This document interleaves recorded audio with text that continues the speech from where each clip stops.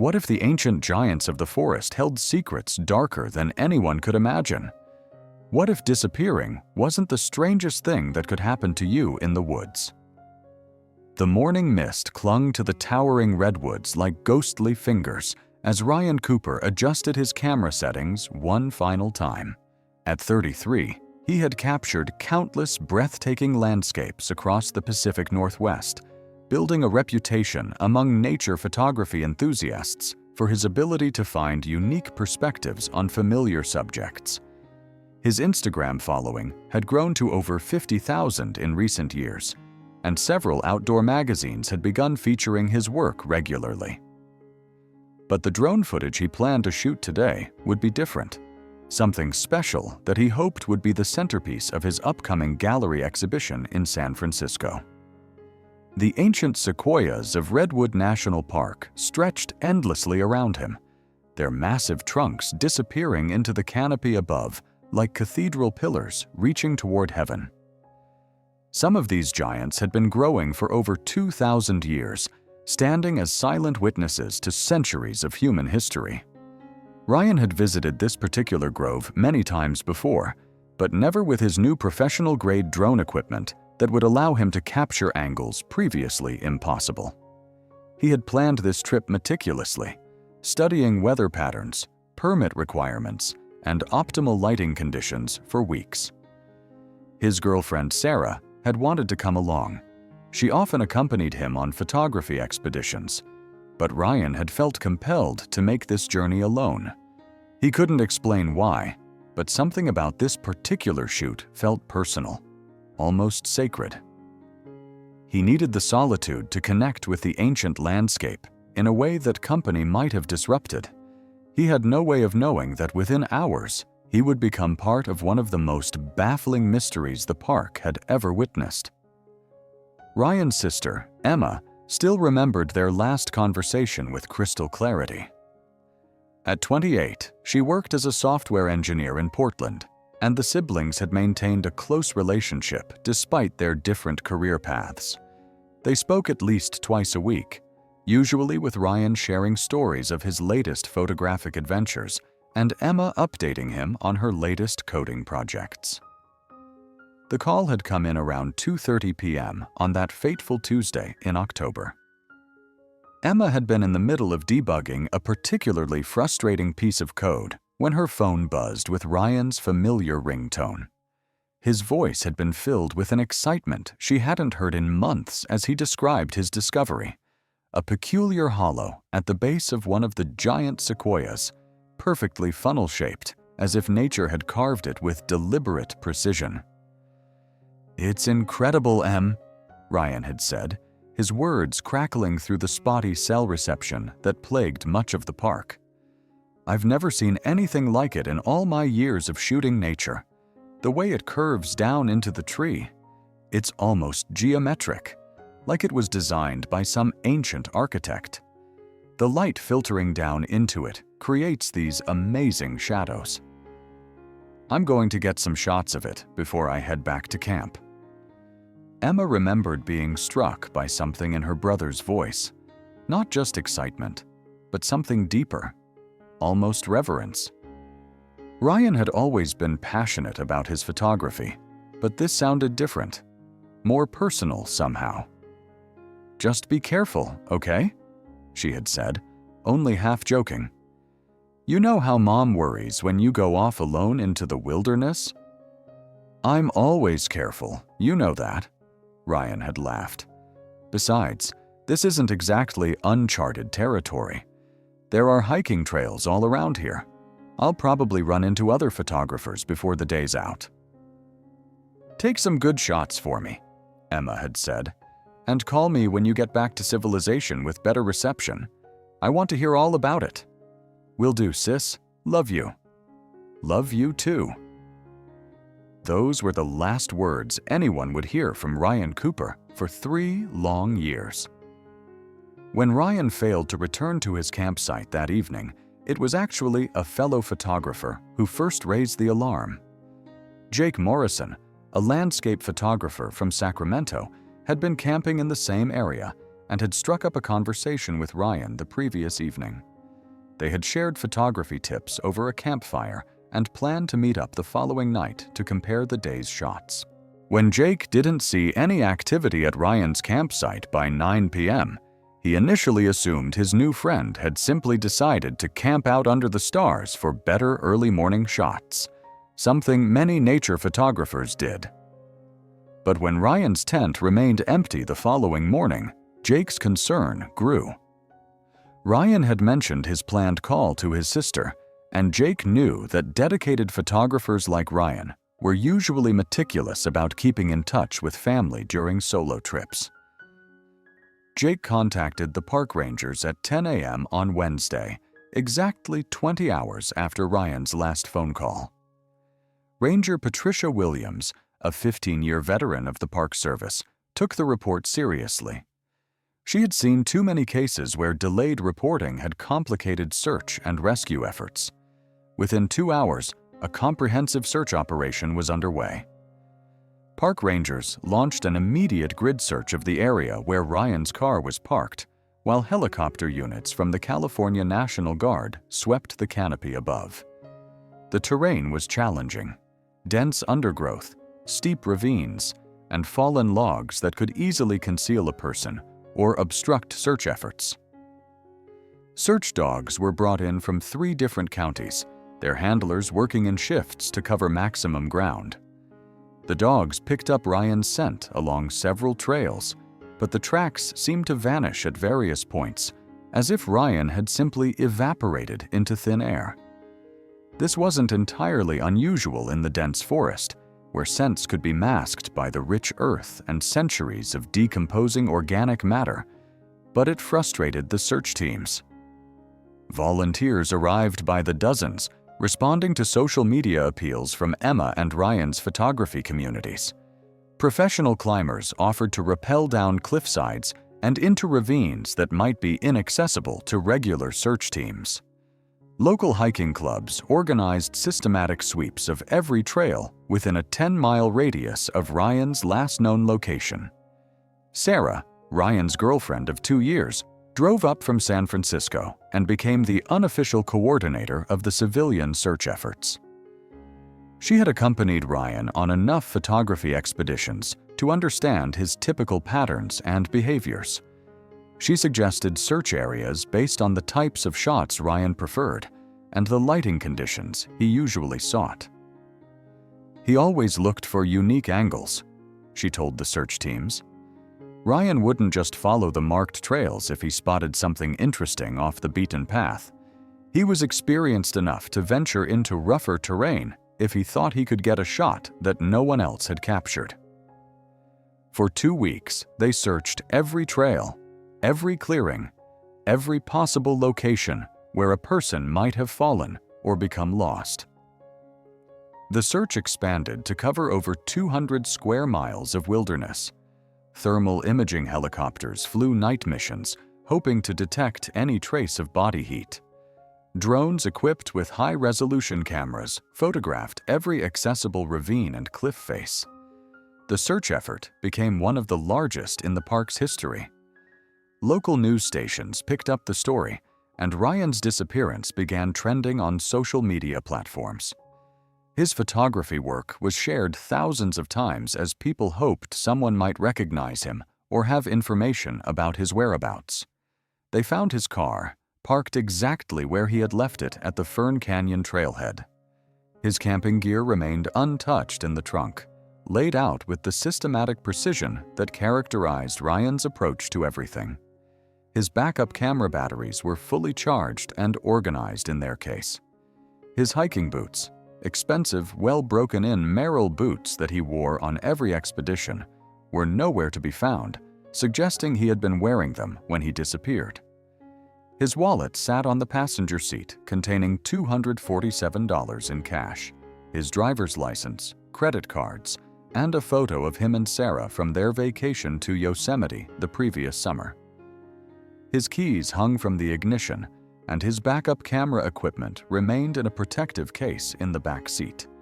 If robbery had been a motive, the thief would have had easy access to thousands of dollars worth of equipment.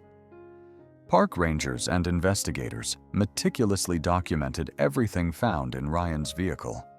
His journal, which he kept for noting locations and camera settings, contained detailed entries up to the morning of his disappearance.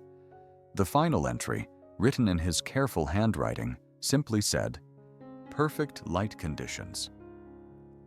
The trees seem to be calling me deeper today."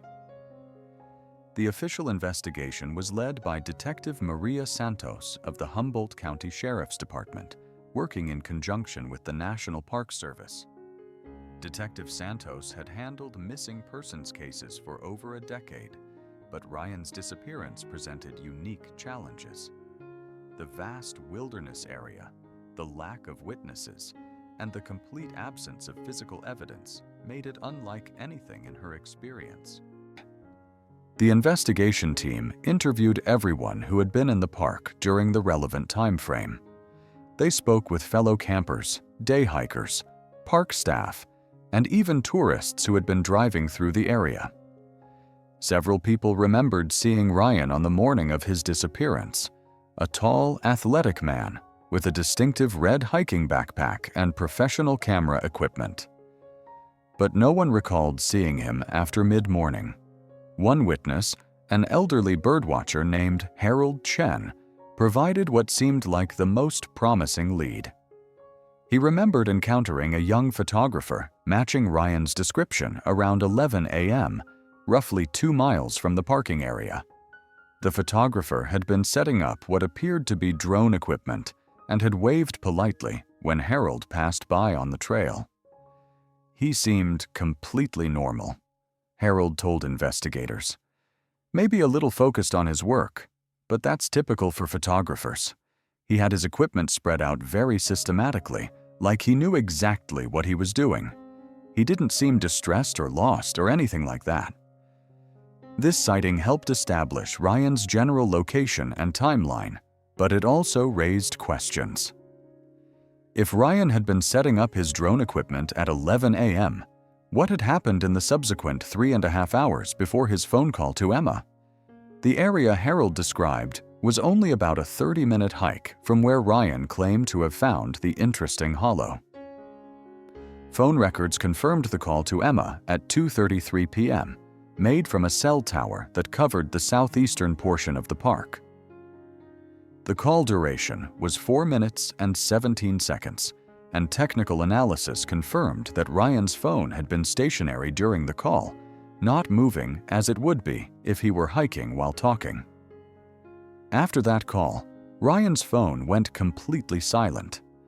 No more calls, no text messages, no data usage. The phone's GPS tracking showed its last location as consistent with the cell tower data, but then the signal simply vanished. This could indicate that the phone had been turned off, had run out of battery, or had somehow been damaged or destroyed. The investigation team brought in digital forensics experts to analyze Ryan's camera equipment, computer, and phone records for any clues about his state of mind or possible planned destinations. His recent photographs showed his typical professional quality nature shots, with no obvious changes in style or subject matter that might indicate personal distress. His internet search history revealed extensive research about Redwood National Park, drone photography regulations, and weather conditions, all consistent with planning a professional photo shoot. There were no searches related to dangerous activities, no visits to forums about extreme hiking or risky photography locations. Nothing that suggested Ryan might have been planning anything other than a routine expedition. The conclusion reached by Detective Santos and her team was what had seemed most logical from the beginning. Ryan had suffered an accidental fall somewhere in the vast wilderness. Perhaps he had slipped from a cliff while positioning his drone for the perfect shot, or tumbled into one of the park's many ravines while trying to get closer to an interesting subject. The dense canopy could easily conceal a body, and the region's abundant wildlife would ensure that remains might never be found. In cases like this, we have to follow the evidence where it leads, Detective Santos explained to the Cooper family during the final briefing. While we can't definitively prove what happened to Ryan, all the available evidence points to an accidental death in a remote area of the park. The terrain is unforgiving, and even experienced hikers can encounter unexpected hazards. The case was reluctantly closed after 6 months of investigation and filed under accidental death. The official report ran to over 300 pages, documenting every interview, every piece of evidence, every theory that had been explored and ultimately ruled out. But for all its thoroughness, the report contained no definitive answers about what had actually happened to Ryan Cooper. Emma never accepted that explanation. The official closure of the case felt like a betrayal of her brother's memory and an abandonment of the search for truth. She took an extended leave of absence from her job and essentially moved to the area, renting a small cabin just outside the park boundaries.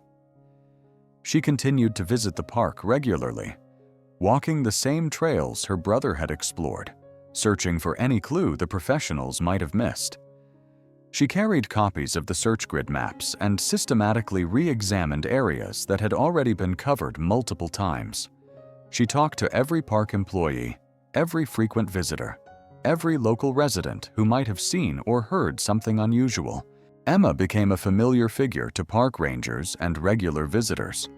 They would see her hiking alone with a large backpack filled with search equipment, metal detectors, binoculars, even a portable ground-penetrating radar device she had purchased online.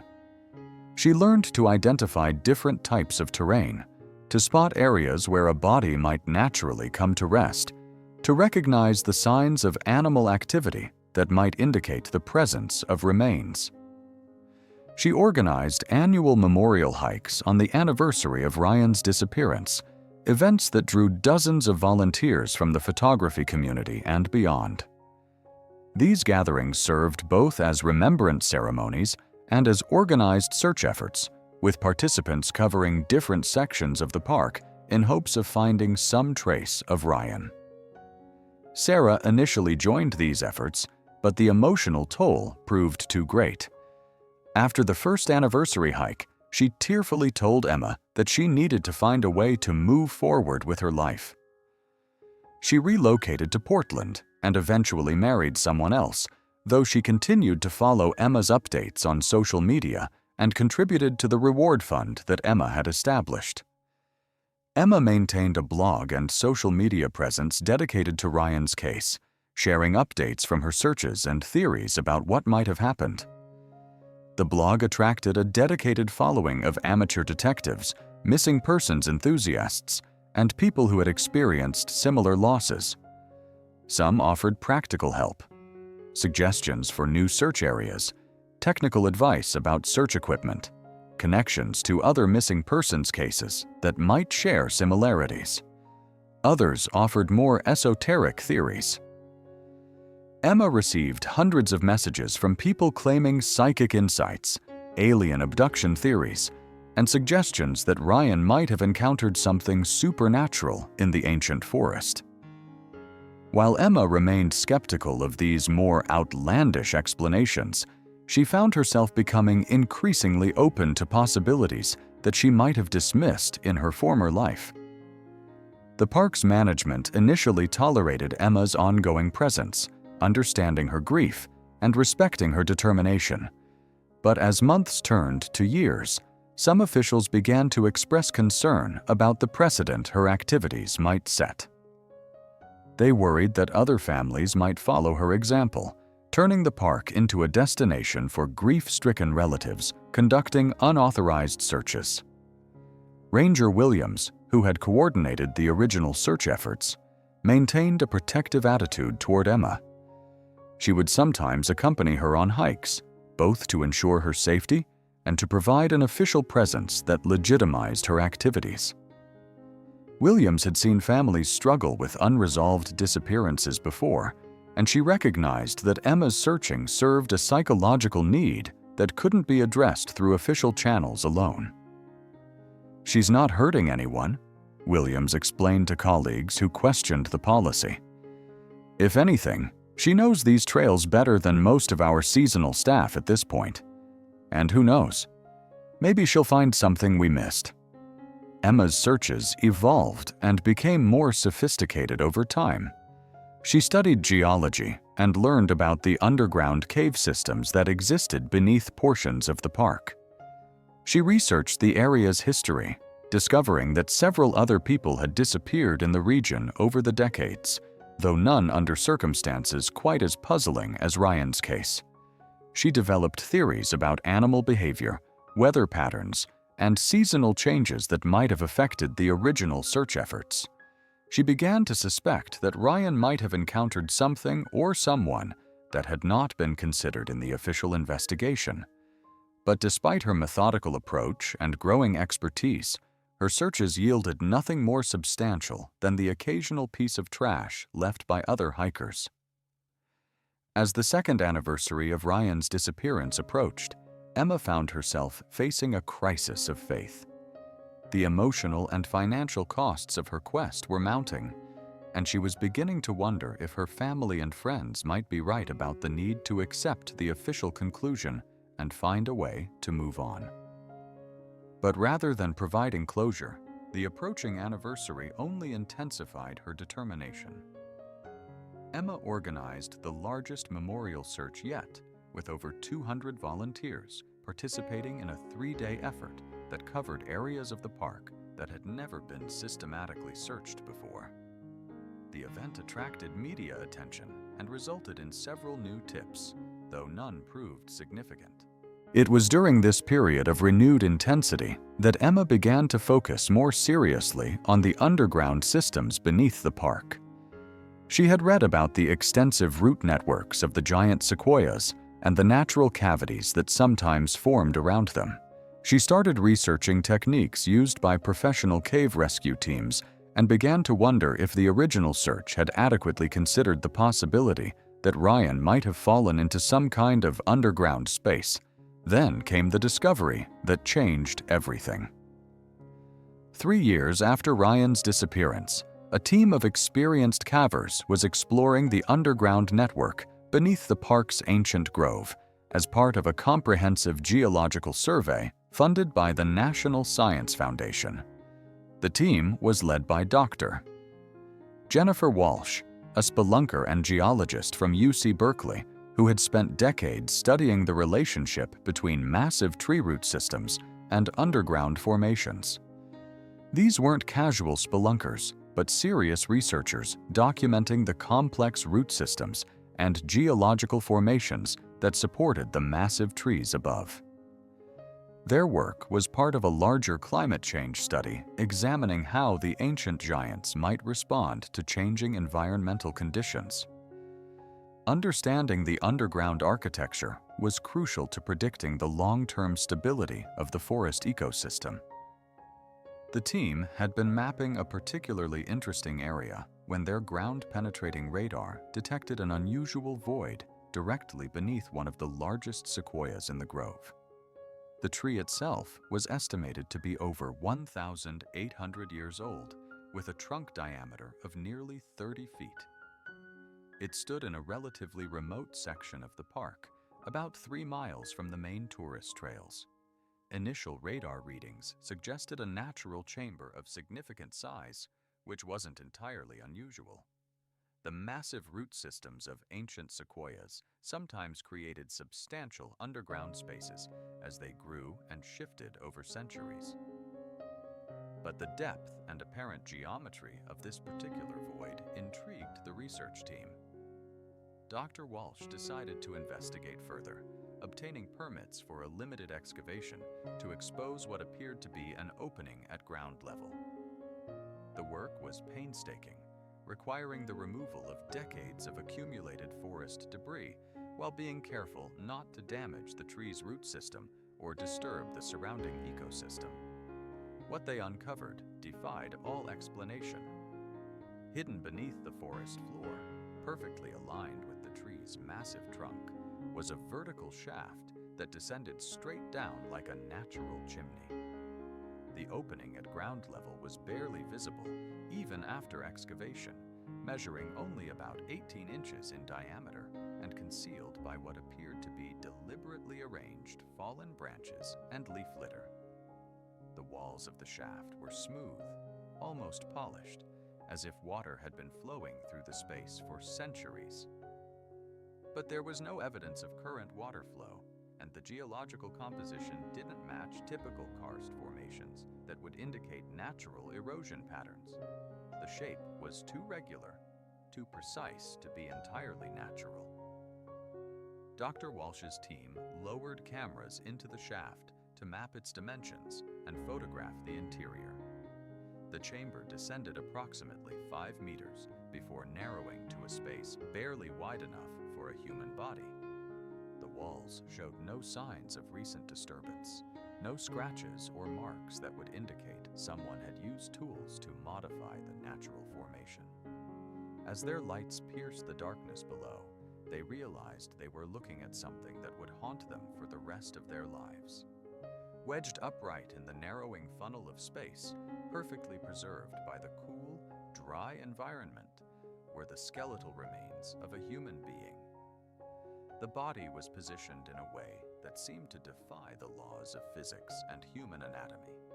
The skeleton stood perfectly vertical, arms pressed tightly against the sides by the confining walls of the natural chamber. The skull tilted slightly upward, as if the person had been looking toward the distant opening above in their final moments. The spine showed a perfectly straight alignment that would have been impossible to maintain in a normal fall or accident. There was no way someone could have fallen into such a position accidentally. The angles were all wrong, the space too narrow and precisely shaped. If someone had fallen into the opening, they would have tumbled and landed in a heap at the bottom, not remained standing upright as if they had been carefully positioned. Dr. Walsh, despite her years of experience in underground environments, found herself deeply shaken by the discovery. The preservation of the remains was remarkable. The cool, dry environment had essentially mummified the body, leaving clothing fragments and even some soft tissue intact. But the positioning was so unnatural, so impossible, that it challenged everything she understood about physics and human anatomy. The research team immediately contacted park authorities and suspended their geological survey. The site was declared a crime scene, and Detective Santos found herself once again investigating the Ryan Cooper case, though the connection hadn't yet been established. Crime scene photographers worked for hours, documenting every angle of the remains and the chamber that contained them. The vertical shaft was too narrow to allow investigators to descend, so all examination had to be conducted using specialized camera equipment and robotic devices lowered from above. The extraction process took 3 days and required a team of technical rescue specialists working with archaeologists to ensure that every piece of evidence was preserved. They had to carefully widen the shaft at the top to allow access while being careful not to disturb the positioning of the remains or contaminate the scene with modern materials. When the remains were finally extracted and examined, dental records confirmed what many had already suspected based on the location and timing of the discovery. They had found Ryan Cooper. But rather than providing closure, the discovery only deepened the mystery surrounding his disappearance, raising questions that seemed to have no rational answers. The forensic examination was conducted by Dr. Margaret Chen, the county's chief medical examiner, working in consultation with specialists from the State Crime Lab and the FBI's Forensic Anthropology Unit. Dr. Chen had handled thousands of cases during her career, but Ryan Cooper's remains presented unique challenges that pushed the boundaries of forensic science. The examination revealed details that sent chills through everyone involved in the case. Ryan had been alive when he entered the hollow. That much was certain from multiple lines of evidence.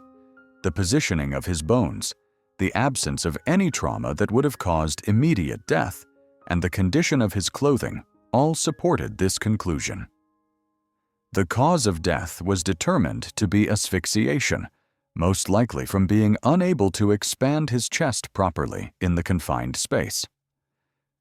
The narrow walls of the chamber would have prevented normal breathing movements, causing what forensic pathologists call positional asphyxia.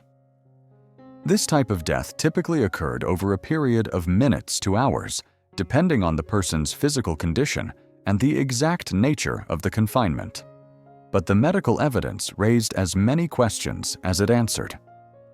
For positional asphyxia to occur in this manner, Ryan would have had to remain conscious and struggling against his confinement for an extended period. Yet there were no signs of panic or struggle, no scratches on the chamber walls, no torn fingernails, no evidence that he had attempted to climb back up the shaft. The condition of his clothing provided additional puzzles. His hiking shirt and pants were largely intact, showing minimal damage beyond what would be expected from 3 years of burial. But there were no tears or abrasions that would indicate he had fallen or been forced down the narrow shaft. The fabric showed no signs of being scraped against rough surfaces during descent. Most inexplicably, Ryan's expensive hiking boots were missing from his feet, though his socks remained in place and showed no signs of damage. The boots had been custom-fitted and would have been difficult to remove, especially in the confined space of the chamber. Yet there was no sign of them anywhere in the shaft or in the surrounding area that had been excavated. Dr. Chen's report noted that Ryan's body showed no signs of decomposition patterns that would be expected if he had been exposed to the elements before entering the chamber. This suggested that he had entered the hollow shortly after his disappearance, not weeks or months later. But this timeline only made the mystery more confusing, as it implied that Ryan had somehow found and entered this hidden opening within hours of his last phone call. The toxicology analysis revealed no traces of drugs, alcohol, or any substances that might have impaired Ryan's judgment or made him more susceptible to coercion. His blood chemistry, as far as it could be determined from the preserved tissue samples, showed no signs of illness or medical conditions that might have caused confusion or disorientation. But how had he gotten there in the first place? The opening at ground level was barely large enough for a person to squeeze through, and there were no signs that it had ever been wider. The excavation had revealed that the narrow opening was the result of natural geological processes, not recent modification or damage. The walls of the chamber showed no scratches or marks that would indicate someone had been forced down against their will. There was no evidence of animal involvement, no bite marks, no claw marks, no signs of predation or scavenging. The preservation of the remains actually argued against animal activity, as scavengers would typically have disturbed the positioning of the bones over 3 years. Most puzzling of all was what wasn't found with the remains. Ryan's expensive camera equipment, worth over $15,000 according to insurance records, was nowhere to be found. His professional-grade DSLR camera, his drone and its controller, his specialized lenses, his tripod, his backup batteries, all of it had vanished completely. Even his camera bag, a distinctive red and black backpack that several witnesses had seen him carrying, was missing. The investigators conducted a thorough search of the area around the tree, using metal detectors and cadaver dogs trained to locate buried objects. They excavated sections of the forest floor and explored every crevice and hiding place within a half-mile radius. But no trace of Ryan's equipment was ever found. His hiking boots, as mentioned, were also missing, though this seemed less significant than the camera equipment. Boots might have been removed by the killer or lost during whatever process had resulted in Ryan's entrapment, but the systematic removal of all his valuable equipment suggested a deliberate act rather than a random accident or animal attack. The investigators found themselves facing an impossible puzzle. If Ryan had fallen accidentally, where was his equipment? The gear would have been with him when he fell, and there was no mechanism by which it could have been separated from his body and completely removed from the area. If he had been robbed, why would someone go through the trouble of disposing of his body in such an elaborate and difficult manner? The chamber was virtually impossible to access, requiring specific knowledge of its location and considerable effort to use as a disposal site. It would have been much easier and less risky for a robber to simply kill Ryan and abandon his body on the surface, taking only the valuable equipment. If Ryan had somehow entered the hollow voluntarily, perhaps trying to retrieve something that had fallen in, or investigating the opening out of curiosity, why would he have done so without his equipment? He had been photographing when he called Emma, and it made no sense that he would have set aside thousands of dollars worth of gear to explore an unmarked hole in the ground. But perhaps the most disturbing discovery was yet to come, revealed during the detailed forensic examination that Dr. Chen conducted over several weeks. But perhaps the most disturbing discovery was yet to come.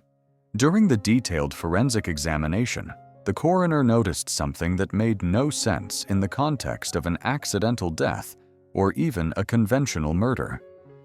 On Ryan's left shoulder blade, clearly visible on the bone itself, was a precise incision approximately 3 inches long. The cut was perfectly straight, with clean edges that suggested it had been made with a surgical instrument rather than any kind of natural trauma. The wound showed signs of having been made peri-mortem, around the time of death, but there was no corresponding damage to the surrounding ribs or other bones that would suggest a stabbing or slashing attack. It was as if someone had made a single, deliberate cut with surgical precision, then stopped. No pathologist could explain the purpose or method of such an incision. It served no obvious function in causing death, nor did it appear to be the result of any kind of struggle or defensive wound. It was simply there, as inexplicable as everything else about Ryan Cooper's final fate. The case was officially reopened, but investigators found themselves with more questions than ever before. They retraced Ryan's steps on that final day, interviewed everyone who might have seen him, and thoroughly examined the crime scene for any evidence they might have missed. After 3 years missing, Ryan Cooper's remains were found beneath an ancient sequoia in Redwood National Park. His body positioned unnaturally, with a precise cut on his shoulder and no trace of the expensive equipment he'd carried. Experts speculated. Was it a murder? A ritual? Something even stranger? But no theory could fully explain the bizarre circumstances. His sister Emma found closure, yet more questions. I used to lie awake wondering if he was alive. Now I lie awake wondering how he died. Park rangers warn visitors to stay on the trails, but rarely mention Ryan or the sealed hollow beneath the tree. His case, though still open, fades into forest folklore, discussed in whispers, debated in forums. What happened to Ryan? What made that cut? Was he the only one? Some mysteries remain unsolved. Some trees keep their secrets forever.